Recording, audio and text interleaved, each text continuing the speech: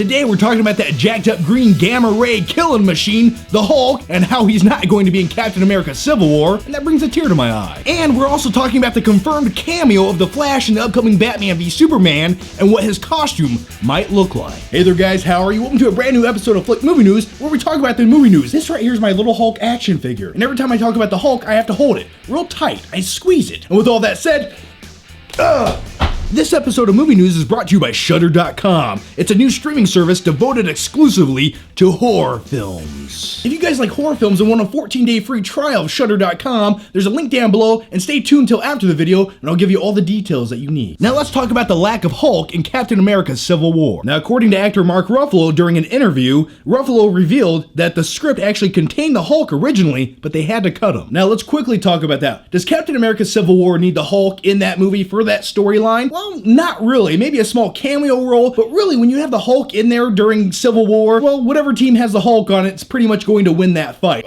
What side is the Hulk on? Yeah, that's the one I'm going on. I'm sorry, you guys can have Ant-Man. Don't get me wrong, I don't have anything against Ant-Man, it's just the Hulk would desecrate everybody in that movie. So by cutting the Hulk out of Civil War, it evens up the teams and will make for a more suspenseful film. So from an artistic standpoint and a storytelling standpoint, I can understand where they're coming from. Or maybe the corporate hacks over at Disney and Marvel wanted to save a few pennies, so they're like, how can we lower the budget of the movie? Well, I know, take out the Hulk. And that's probably another reason they might have done it. And Mark Ruffalo also went on to say this during an interview. The reason is too great to be revealed in this movie. They don't want to reveal where he is and why. I don't even know if the Hulk will be back soon. And that right there leads to the biggest question of all. Where is the Hulk at? Where is he going? And where did that jet in Avengers 2 Age of Ultron take off to? I mean, yeah, sure, in the movie they mentioned where it crash landed, but where did the Hulk take off to after that? Or did he get abducted into space? Now, there's a lot of rumors and speculations flying around that the Hulk might actually show up in Guardians of the Galaxy Part 2 as part of that crew. And, well, I could see that going down. That does make sense that the Hulk had a part in that movie. Now, this is the part of the movie news video where I just speculate and make up things from my fanboy brain, and it goes to you guys. So here it goes. Okay, now imagine this. Somehow, some way the Hulk goes into outer space, and it's in Guardians of the Galaxy 2 where we get a little taste of Planet Hulk. Now hear me out, would I love to see a solo Hulk film called Planet Hulk where the Hulk goes into these gladiator pits and fights and becomes a badass and just has to brutalize people to survive?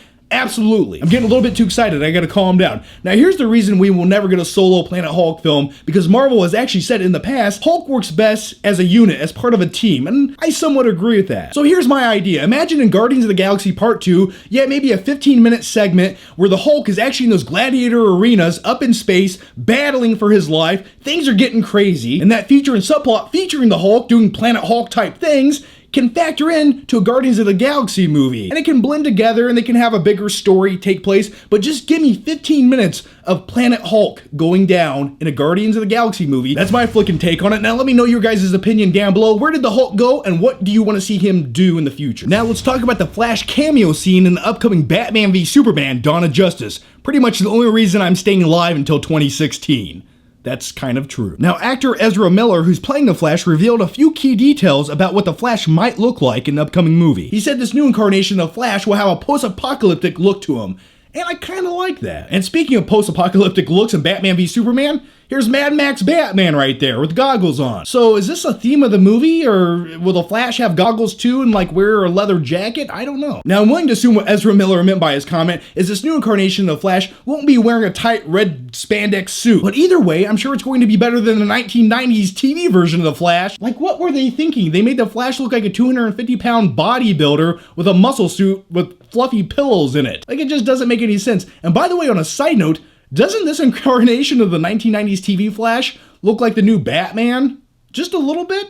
I don't know. All right, now listen up. I really like you guys, maybe a little bit too much, and I want to give you guys some free stuff and tell you about an awesome service called Shudder.com. It's a terrifying and scary streaming service, and I mean that in a good way. You'll discover a library of horror films from around the world and across the decades. Now, all the films on the streaming service are curated by horror aficionados, true diehard fans of this genre, so you know you'll be getting the best movies. The Shudder library is categorized to enhance the user experience. You want monsters? You want zombies? Yeah, just click that category and you got it. And one of the best things about this streaming service is the catalog is always constantly growing. And here's the best part, you can try it out for 14 days completely free. Yeah, just click the link down below, check out the free trial, and after that it's only $4.99 a month. So if you guys like creepy things that go bump in the night, and I know some of you do, definitely check out the link down below for an awesome streaming service that features nothing but horror films. As usual, leave your thoughts, your opinions down below. Let me know what you think about everything we talked about in this video. Thanks for watching, guys, and I'll see you next time.